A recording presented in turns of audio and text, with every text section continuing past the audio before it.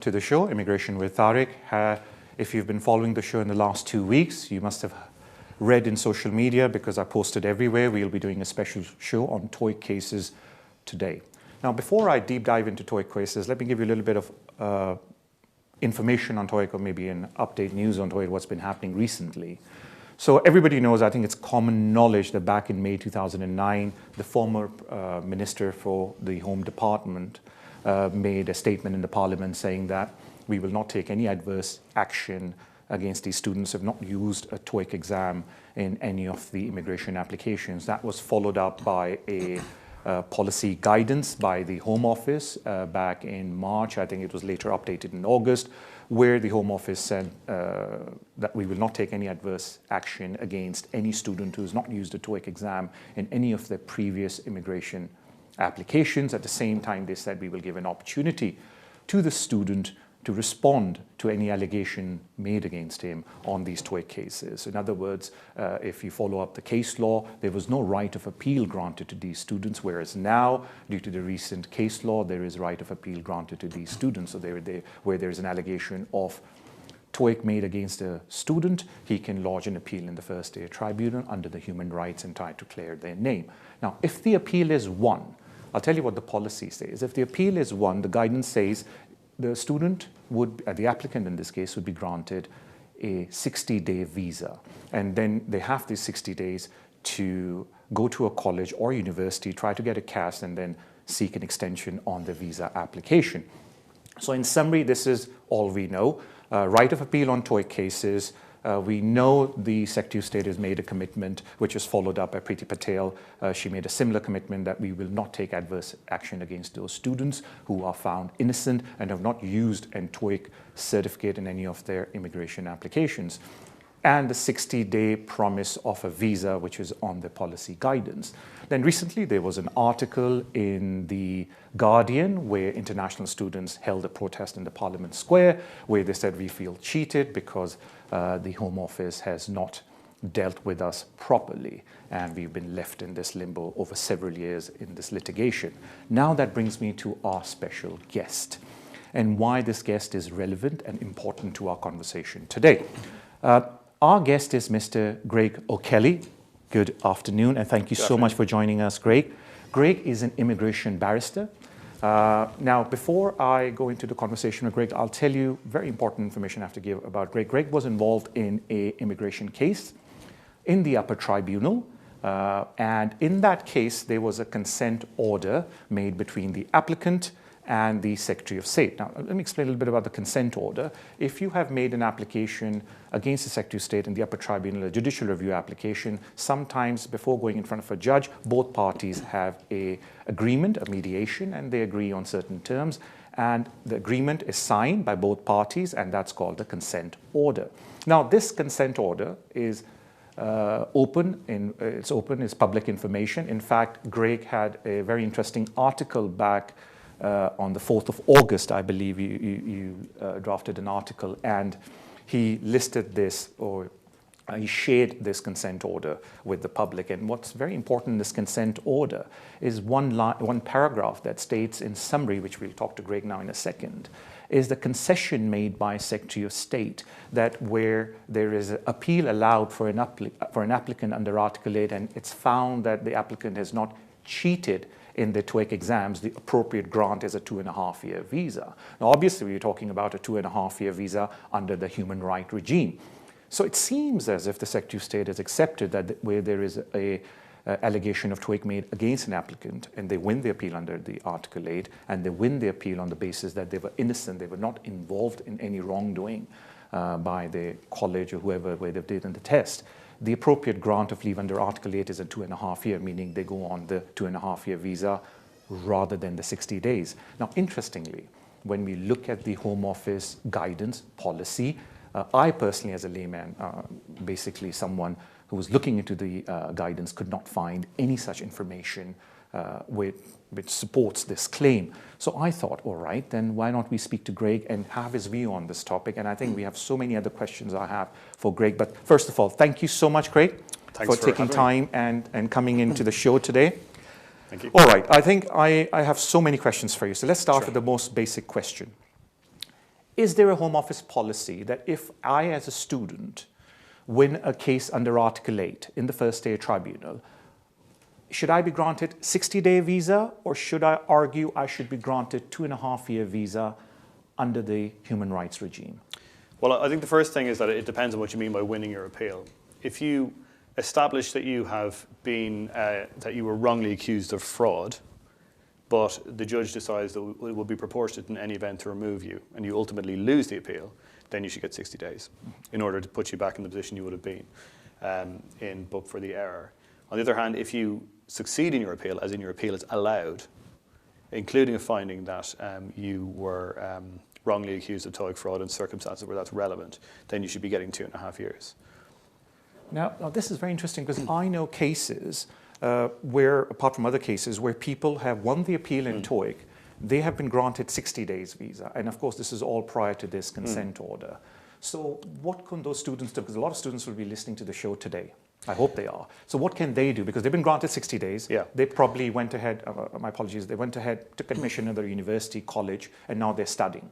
So can they make use of this provision or this concession by the Secretary of State? Potentially. I mean, I'm interested to hear that you are aware of people who were able to make use of the 60 days. I mean, the point of the case that we brought is that most people couldn't make use of 60 days, because the classic example of somebody who falls into this trap is somebody who was studying in 2011, 2012, and did a TOEIC test then, had their leave curtailed in around 2014, and has had 5 years or so with no leave, unable to work, unable to study, either being funded by their parents or by friends, and they're not really in a position in 60 days to go and get a college and go and get the money to pay for a college and get the money to pay for themselves to be supported while they're at a college. So I think it would be relatively unusual that people would have been able to make use of those 60 days.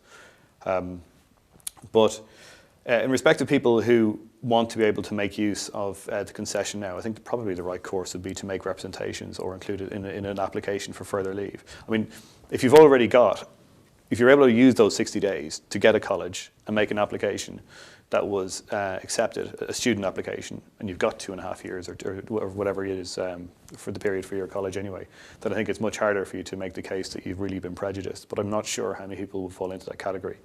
I think you're more likely to find people who, one, were only given 60 days and were not able to make use of that. And those people, I think, could make further applications based on this concession.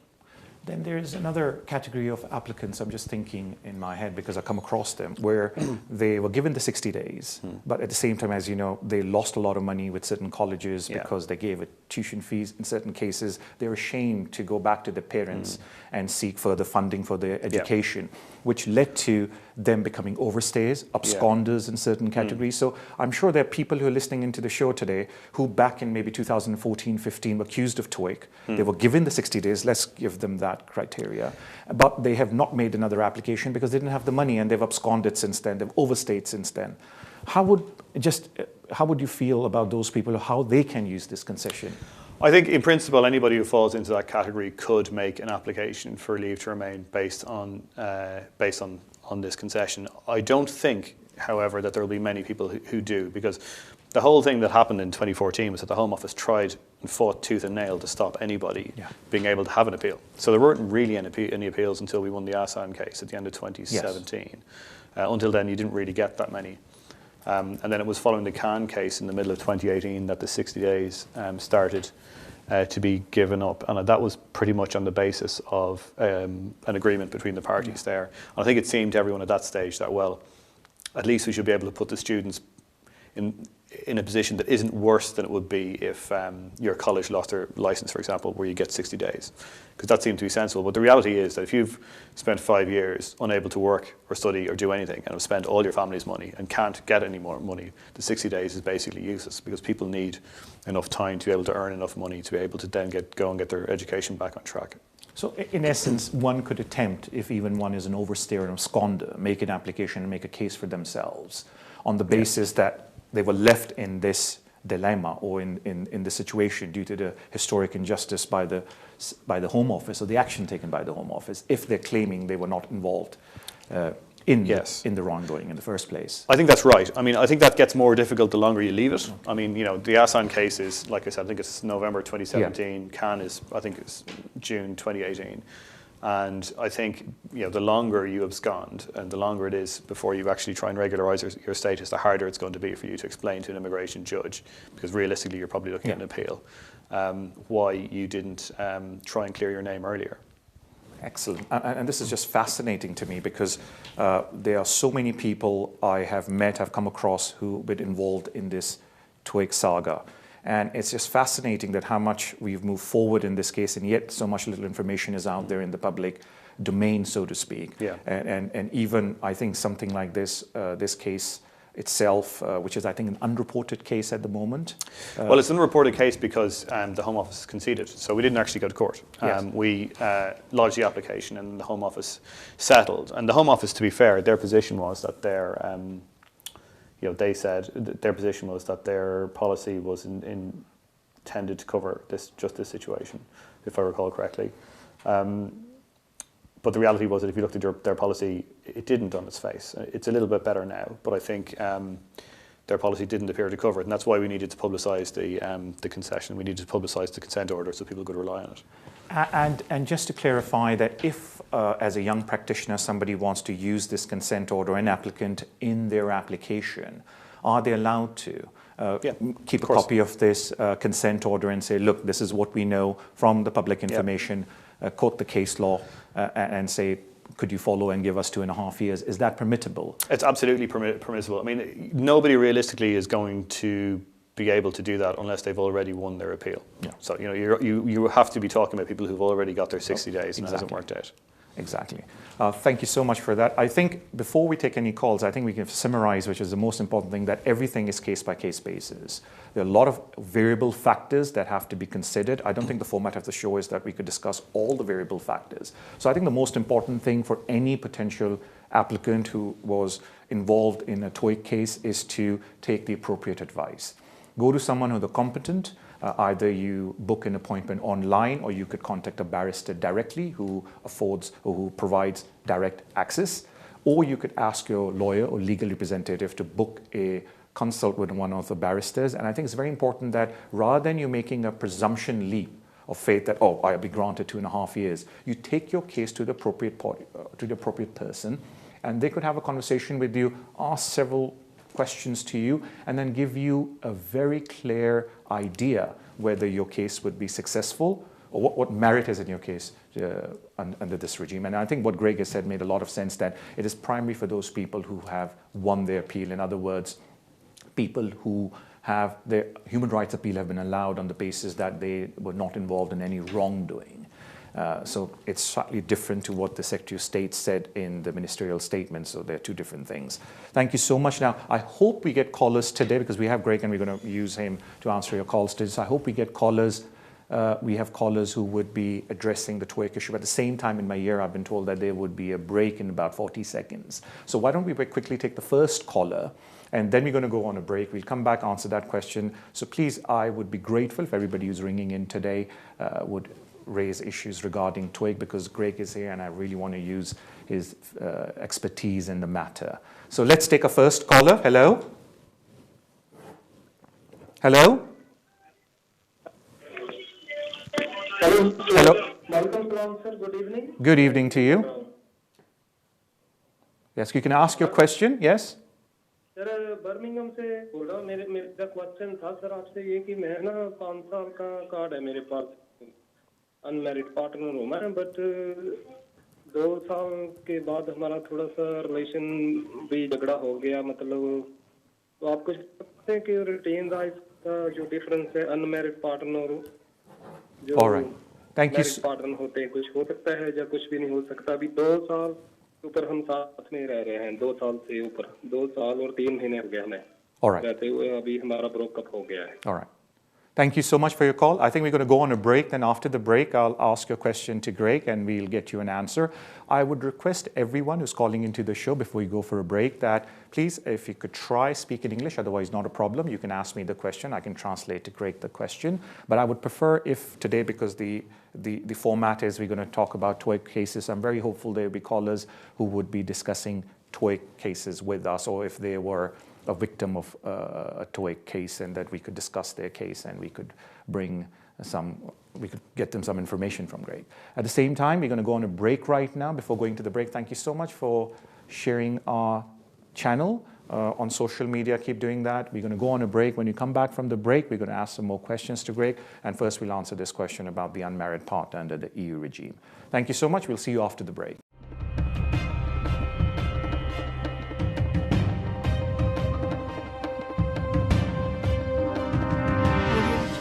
Waste London solicitors. अगर आपका कोई भी कानूनी मसला हो, आप हमें contact कर सकते हैं। हम स्पेशलाइज करते हैं in the areas of immigration, asylum and nationality issues, business rate disputes, housing benefit and tax credit issues. हमारी टीम रेजिडेंशियल कन्वेंसिंग भी करती है और हम सिविल लिटिगेशन डिस्प्यूट्स को भी हैंडल करते हैं। अगर आपका कोई भी कानूनी मसला है तो आप हमसे आज ही राब्ता कीजिए on 0208 571 1001। Our website is westlondonsolicitors.com. West London Solicitors, working with you.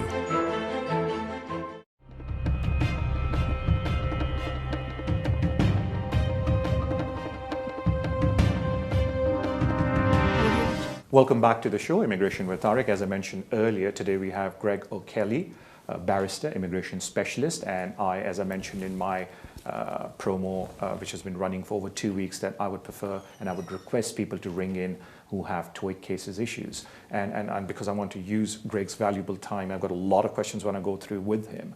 But before we ended our first session, there was a caller who mentioned that they are unmarried partner, and he was looking towards a retained right of residence. Now, the retained right of residence requires you to be married to an EA national, and the marriage should last for 3 years, and out of those 3 years, 1 year should be in the United Kingdom. Now, because you're an unmarried partner, you do not meet the criteria because the marriage never took place. So the retained right of residence would be a small problematic issue for you. But having said that, I think it's very important you seek competent advice from a qualified person. Go and discuss your case with them. But that is you could say, the hurdle I see in your application for retained right of residence under the EU law, that it requires you to be married to your partner, your sponsor. In this case, you are an unmarried partner. But anyway, Greg, coming back to the TOEIC cases, I think my first important, we've discussed that time is of essence. Yeah, that's right. And people should, of course, take competent advice from a qualified person and discuss the individual merit of the case and individual circumstances of the case, because I think what I've established having conversation with you, it's not an open policy, it's case by case. But what can an applicant do to prepare the case? Well, before I get on to that, and I think that is really important. I think one thing you said there is vital, which is to get competent advice. And I have seen, in particular in TOEIC cases, a lot of people get quite bad advice. Yeah.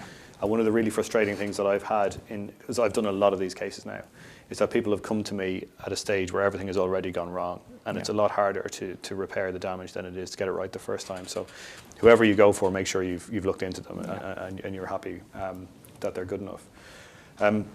In terms of preparing the cases, I think it's really, really vital. And when I'm doing them appeals in the first tier tribunal or the upper, JRs in the upper tribunal, wherever it ends up, the difference between winning and losing is preparation. You're often trying to prove that somebody had a good grasp of English in 2011, 2012. The Home Office evidence in respect of TOEIC stuff, in my view, is very weak. I don't think they were justified cancelling the visas in the first place. I think it's really, really poor. But all the same, clients need to be able to show that they had good English at the material time. So you need a really good witness statement. You need a really thorough witness statement that deals with your experience of going and taking the test, why you took the test, where you took it, whether you saw anybody cheating while you were there. And it also needs to engage with the standard of English you had at the time, your educational achievements. And if you haven't, for example, challenged the decision that was made in 2014, why you haven't challenged the decision? I think that's a very important point. Yes. Exactly. I mean, the Home Office are slightly two-faced about this, because they will say they denied everybody a right to appeal in 2014, and then in 2018 in an appeal they'll say, "Oh, why didn't you appeal in 2014?" Well, of course, that's why. In these cases, it's absolutely vital to get witness evidence from other people. Yeah. So a lot of people, most people who had their leave curtailed would have been students. They would have been students in 2011, 2012, 2013. If you wrote a master's thesis in English in 2013, then I want that in the bundle. if you had a lecturer who saw you regularly give presentations in English, then I want that lecturer giving a statement. Oh, wow. You should be able to get students who were there with you, friends who were there with you. Sometimes you get people's flatmates to say, well, we were, the client is from Bangladesh, but the rest of us weren't from Bangladesh. We all spoke English in the house because that's the language that we spoke. You want to have people who will testify as to the quality of your character, I've had people have their bosses say, look, this is a guy we trusted to manage the money in our restaurant. We don't believe for a moment that he would have cheated in an English language test. Or someone else employers are really good. So if you could get somebody to say, well, this guy was working in Tesco, dealing with customers every day, well, then obviously he had a standard of English. That meant he didn't need to cheat in a test. So those are the kinds of things you want. But what I really emphasize in these cases is that you want as much evidence as you can. And you want to be really thorough. And I think what you touched on is also very important, is that if there is a delay between your 60-day expiration and now you're coming out of the woodworks to make an application, what was the cause of the delay? Exactly. You must give a very, very clear and very credible explanation as to why for the 4 years, 3 years, whether it was you were ashamed of your family asking them for money, whatever. But I think that's also very important, that the delay itself has to be addressed. Or is that also part of the equation? I think that's also part of the equation. It's part, I think it's an equation. It's part of the equation in almost every aspect of kind of long residence type immigration cases. If you vanish for 5 or 6 years, it doesn't necessarily help your case that you were genuine in respect of whatever it is that you said was going on. But it is something that in TOEIC cases, in every first-tier tribunal appeal that I do, the Home Office will say, well, why didn't you raise this issue 2-3 years ago? And they'll often say, why didn't you write to the Educational Testing Service to challenge them? As if your average student is going to write to the Educational Testing Service Corporation to ask them to explain themselves. Yeah, they require the applicant to have a little legal expertise to some level. I understand that. Well, but the problem with it is, the average student wouldn't know enough to do that. And anybody who had legal expertise would know that if you write to the Educational Testing Service, they won't write back. Yes. So, it's you're damned if you do and you're damned if you don't. And the other thing just came into my head now is that the cost of an individual application to an individual might be too much. Then if they're looking at to judicially challenge it, first-tier tribunal, follow it up. Is there a possibility to get a cohort, when I say cohort, a group of students together, I know you know cohort, but it's for the other listeners, is to get a group of students together, maybe 5, so if they have the same characteristics, make an application as a singular application. I know there'll be individual applications, but try to link the case together. But that way they can spread the cost when it comes to the tribunal fighting the case against the Secretary An of State. application for leave to remain. Yeah, basically they make a group application for leave to remain. They could pay the individual fee. And let's take the presumption they'll be refused. But then for the appeal, they can ask for the tribunal to link their case. Then they can go to one barrister and say if the cost for that appeal is, we're not quoting anybody's cost here, but say the cost to represent a case is £2,000 for a barrister. Instead of one person paying the fee, if they link the case, then all 5 could pay that fee. So is that a possibility, or doesn't work practically? I'm not sure about the mechanics and the practicalities of making the application. That sounds like a good idea. The only thing I would say is that when it comes to the appeals, every single case in the Court of Appeal, the High Court and the Upper Tribunal, they all say that these cases are intensely fact-sensitive. That's the expression they use. I think it would be really dangerous to run a number of them together, because if one of them fails, then it is a domino effect. Potentially, and the Home Office can suggest that people prepare their evidence together, or I think it would be very risky, and I'd like to take each of my clients individually and show why each of them absolutely couldn't have cheated in the test. And I think it's harder to do that as a group. And then I get asked a question a lot. Can I seek compensation from the Home Office? And I'll tell you the background to it, because a lot of these international students, for example, I can't take a name of a college, but say a limited college. They don't know who the college is. They don't know the owners. They go on the Home Office website, type in highly trusted colleges. Name of the college comes up. They pay £10,000 to join the college. In certain, I think colleges is more than £10,000. Then one morning they're going to the college. It says the college has been revoked. They get 60-day letter. Now, a lot of these students I have spoken to say, can we see compensation? Because our £10,000 is gone. The Home Office Yeah. doesn't want to know anything from us.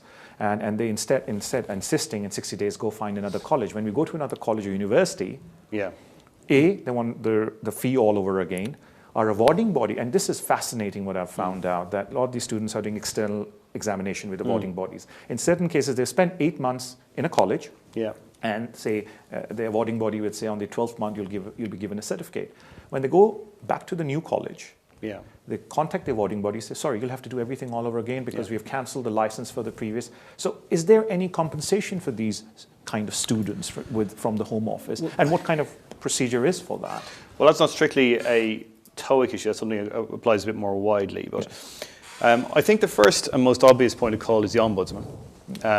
And that's something you should really look at. And a lot of people don't seem to be aware of the fact that there is an Ombudsman and that there is, they do make, reasonably good awards sometimes. I think also you probably need to look at whether there have been any torts. Now, in the context that you're describing, I think what you're talking about is something closer to negligence. You're not going to get anywhere with misfeasance in public office. It's way too high a threshold. Yeah. And maladministration isn't something that you're going to get damages for. You are getting close to negligence. Negligence traditionally is something that you can't sue for in respect of the context of a government body carrying out its statutory functions or exercising statutory discretions. That isn't necessarily as crystal clear now as it always has been. There was a case last year in the Court of Appeal called Hewson, which suggested in the context of somebody who had experienced a substantial delay in getting a residence card after the Home Office had effectively undertaken to do so, that there was a duty of care, arguably for negligence purposes. And the law of negligence is quite malleable at the moment, so it remains to be seen. But I think, in general, it's going to be quite difficult for those cases. And my instinct would be, if it's just a situation with a college, I would probably be heading down the alleyway of going to the Ombudsman. You have to bear in mind that the courts have given a lot of leeway to the Home Office in the exercise of the points-based system for students. Yeah. I've seen, and then they've been criticised in certain cases at the same time. But yes.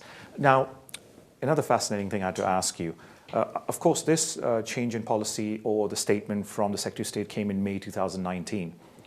Where they said anyone who's not used a TOEIC exam in any of the... they will not take any advice. Yes. Yeah. Now, interestingly, there were people who made nationality applications prior to this statement.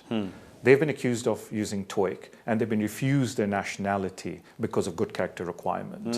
And now the policy says on nationality that if you refuse your application, say somebody gave TOEIC in 2013, they somehow managed to apply a nationality application in 2015. Because in the last 10 years they were involved in deception, whether taking a test, not taking a test, they were refused the nationality application. And then said, after 10 years you can make the application because they look back 10-year period.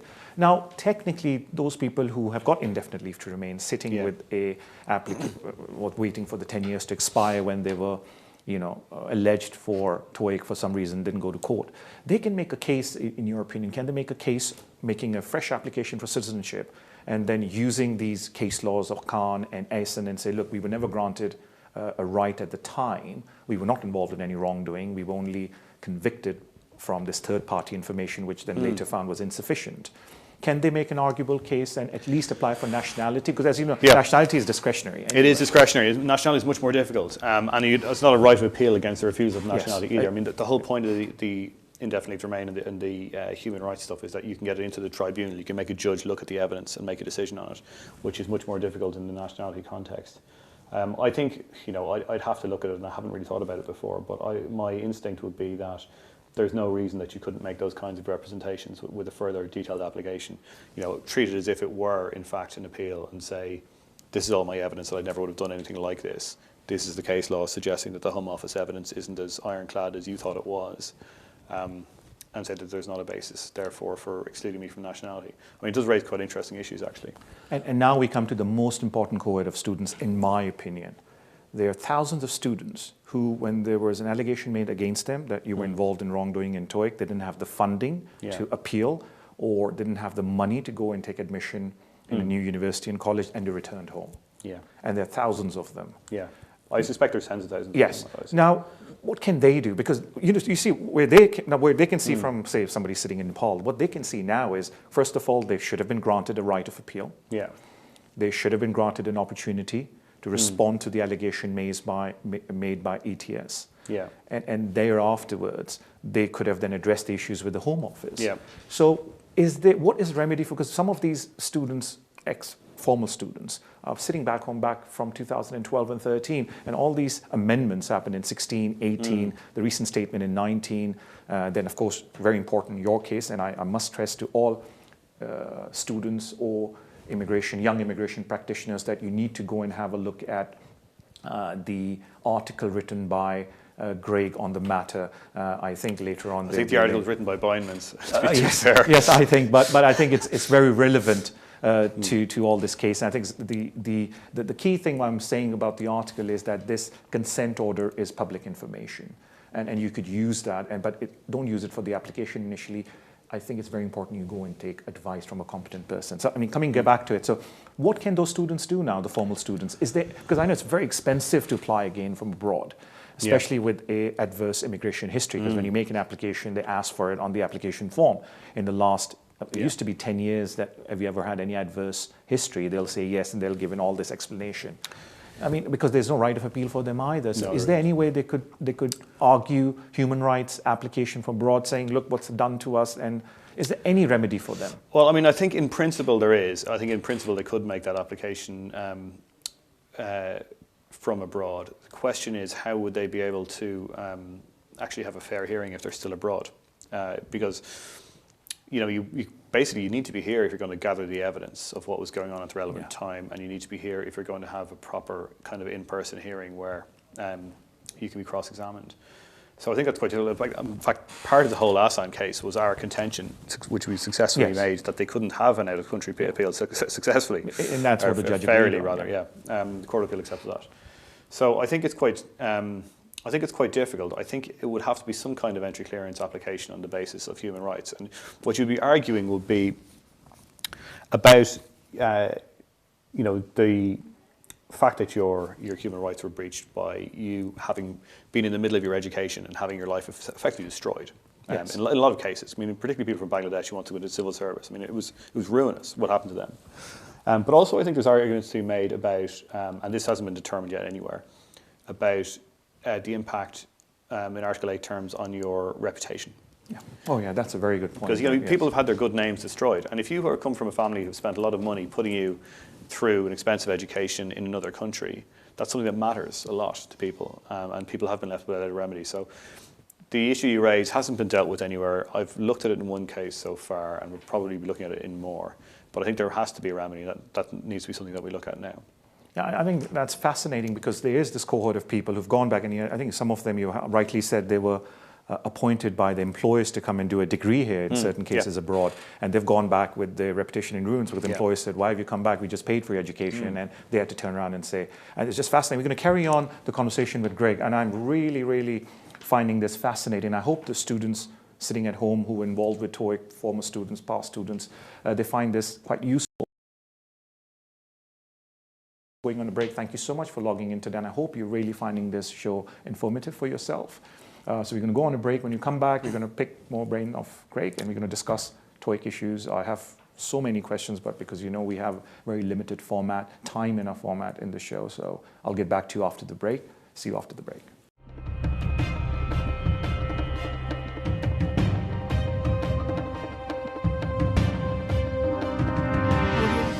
Waste London solicitors, अगर आपका कोई भी कानूनी मसला हो, आप हमें contact कर सकते हैं. हम स्पेशलाइज करते हैं in the areas of immigration, asylum and nationality issues, business rate disputes, housing benefit and tax credit issues. हमारी टीम रेजिडेंशियल कन्वेंसिंग भी करती है, और हम सिविल लिटिगेशन डिस्प्यूट्स को भी हैंडल करते हैं. अगर आपका कोई भी कानूनी मसला है तो आप हमसे आज ही राब्ता कीजिए on 0208 571 1001. Our website is westlondonsolicitors.com. West London Solicitors, working with you.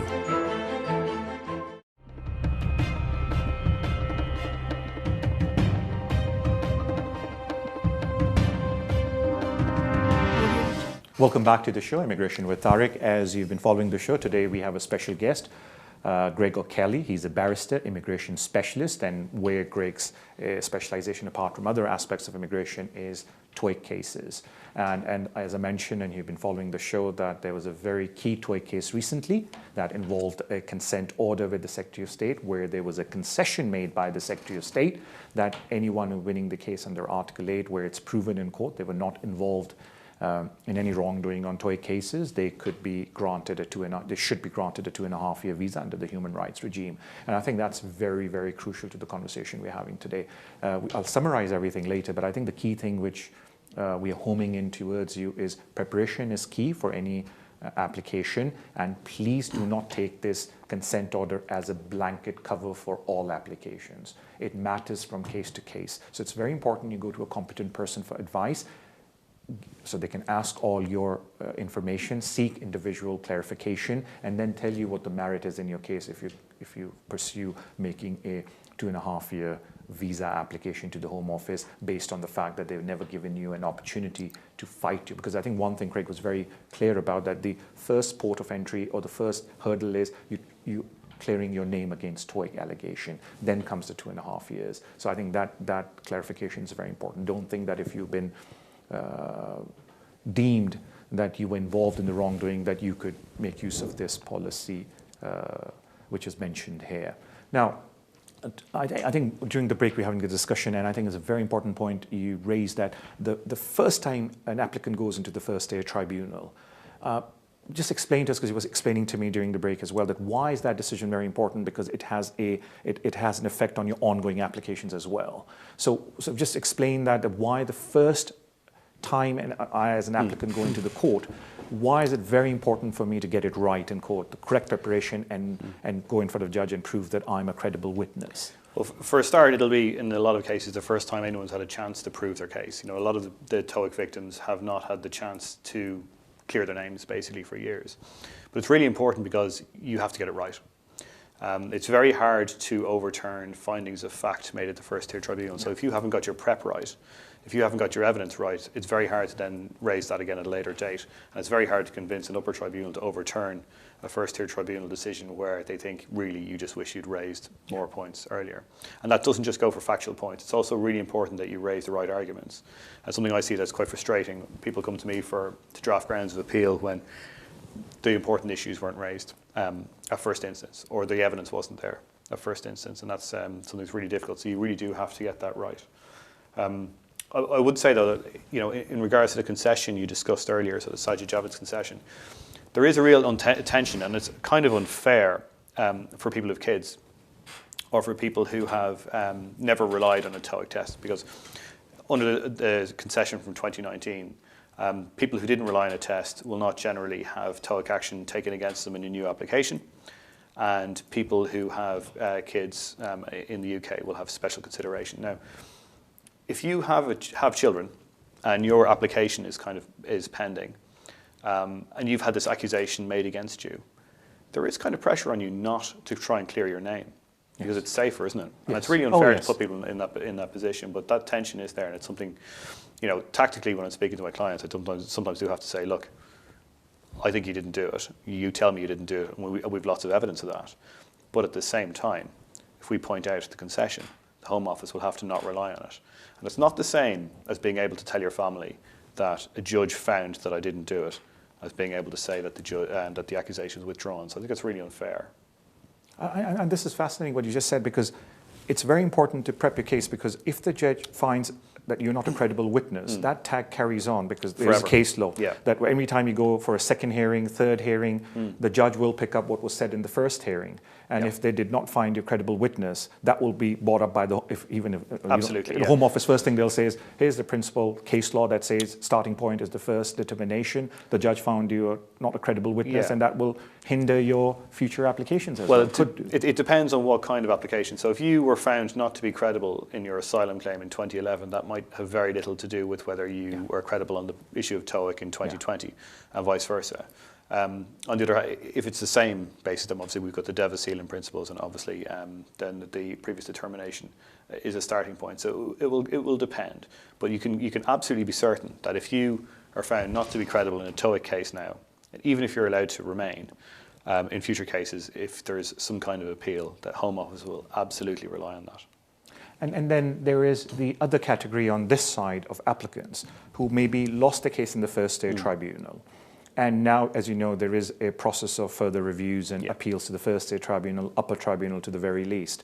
So there could be someone at the moment listening in who lost the first stage tribunal. Forget they were well prepared or not, they realized the mistake either way, but there is an application made in the upper tribunal on an error of law. And they come across your consent order now. Now, the initial application is on an error of law.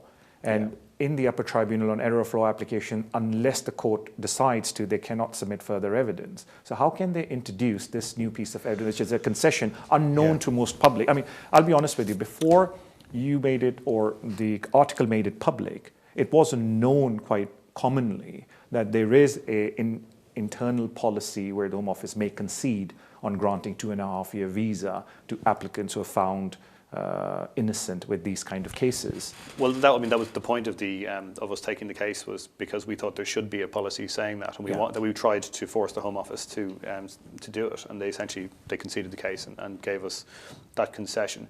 But I mean, I don't think anybody can rely on that concession in court. It's not going to help them in court. What's going to happen is it'll help them if they win their appeal. Oh, okay. They need to win their appeal, and that concession will then be a basis on which they should get leave to remain. Yeah, it comes back to the same thing we were discussing earlier. Step one, they need to win the appeal. So step one, get it right first time. So I think the step one for any applicant is to clear their name of the wrongdoing done through the allegation of TOEIC, whether they use the case law of Khan or Essen to get that appeal right. Now, in the same instance, there is another category of clients, we discussed this today, who lost mainly because they were not given the appropriate advice. I meet sometimes clients who say, oh, well, I had a friend who went with me to give the TOEIC exam. And I said, hold on a second, but when I'm reading your determination, it's not mention of the friend, there is no witness statement, did he go to court? No, he didn't go to court. So now we know, and I think a lot of people now who are involved in TOEIC cases know that the preparation is key into these cases, which you've rightly raised. And I think people read a lot on these websites and they find out about these cases and they've been reading on what's said in court. Now, what can these people do? Because I say I am a student, I lost my case, hands up. But honest to God, I was not involved with it. I was giving bad advice at the time. I was not told. I had ample evidence, but I wasn't informed. I could, like you mentioned today, I could have gotten you an employer letter. I could have given you a university thesis I wrote. I was writing an article somewhere else. I had friends who were English speaking. I, in fact, did a seminar and I spoke in English. So none of this was asked for me by my previous rep. I lost the case.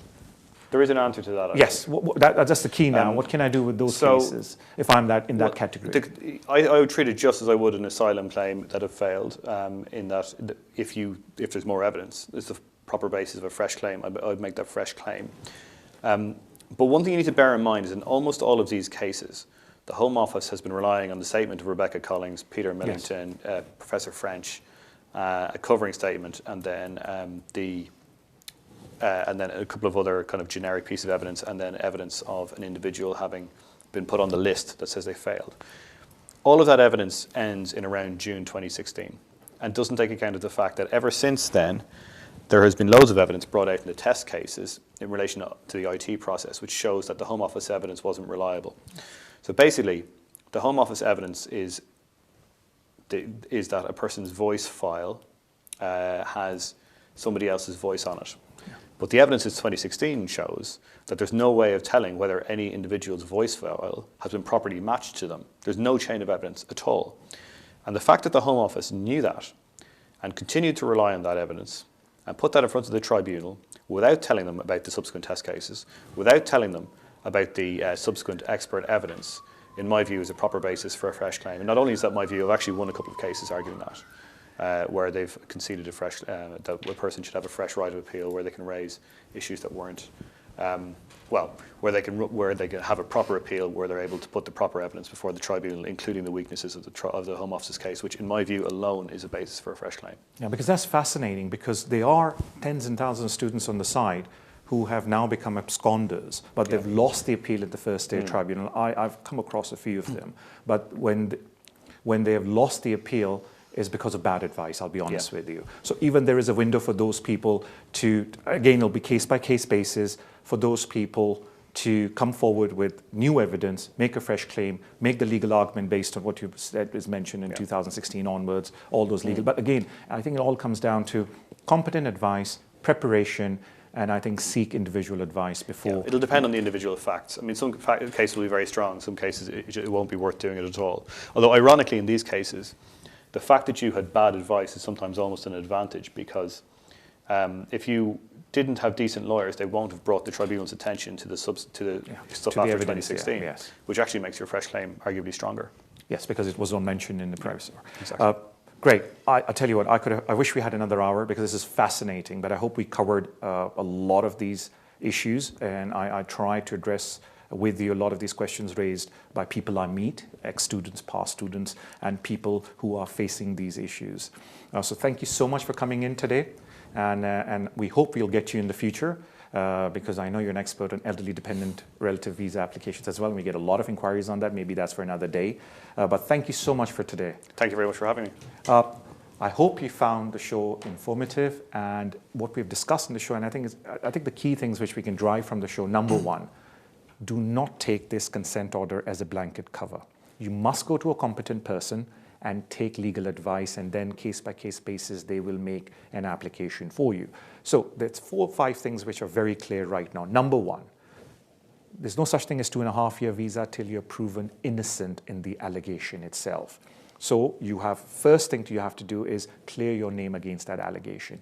If you've never raised an application, you could use the recent changes in the case law through Khan and Essen, and then make an application to the Home Office seeking an in-country right of appeal to the allegation they raised against the allegation, saying you were never given an opportunity to address the issue. That's number one. Then you also have a cohort or certain group of people, and that's why I raised with Craig, who have lost their appeals. Went to court, they've lost the appeals, but they could have lost the appeals, or they may have lost the appeals because of the bad advice. Now, Greg pointed out very rightly that there was a change in legislation June 2000 onwards, I think it was 16 onwards, which reflected a lot of changes in the Home Office evidence. So I think, again, you should take competent advice, and if you fall in that category where your legal representatives at the time did not address the court with the appropriate material, then you may be eligible to make a fresh claim and say, look, these are the facts now, and I want my case to be readdressed by the Home Office, and I'll be given another opportunity to clear my name. And I think, again, it's not a blanket cover. It's very important you take the appropriate legal advice. I would say before going that for legal purposes, we can't display the name of all the guests here. I mean, the chambers our guest belongs to, but obviously at the end of the day, there are articles and there's information available on Greg O'Kelly, who's an immigration specialist. Thank you so much for logging in today. I hope you found the show useful, and very soon we will ask Greg to come back and maybe address another visa, which is the elderly dependent, because I get a lot of questions asked for that. Good evening to you, and inshallah ta'ala, I'll see you next week, again with the show, again with some questions on immigration. Take care of yourself, and see you next week.